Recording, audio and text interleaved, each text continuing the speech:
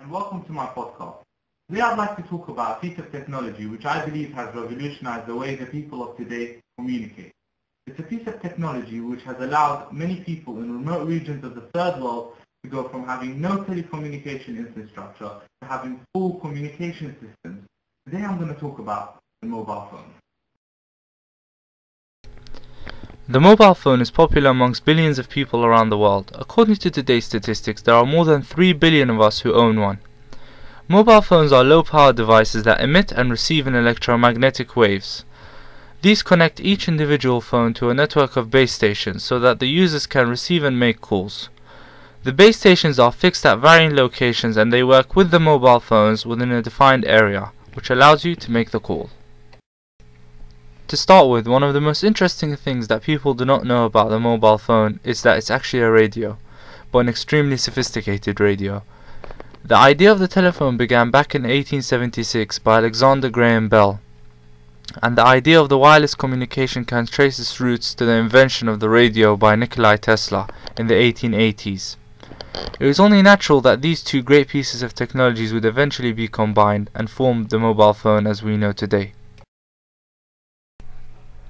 First generation is the name given to the first development of mobile phone networks. These systems used analog technology and worked in small frequency bands. Despite the big step in communication, these early networks had a couple of problems.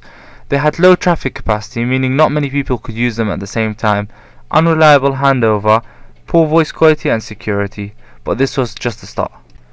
Second generation mobile networks were the logical next stage in the development of wireless systems. They introduced for the first time a mobile telephone system that used purely digital technology. The demands placed on the networks, especially in densely populated areas, meant that increasingly sophisticated methods had to be employed to handle the large number of calls, which meant to avoid the risk of interference, calls were dropped off. Although many of the principles involved in the 1G system also apply in the 2G system, they both use the same cell structure.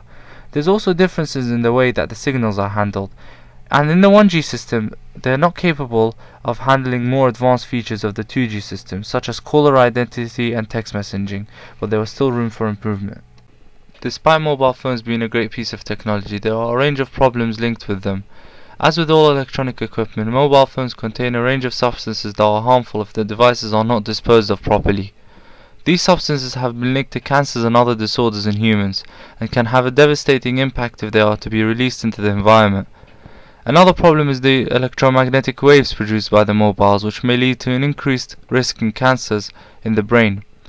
However, having said this, mobile phones are being developed to minimize these problems.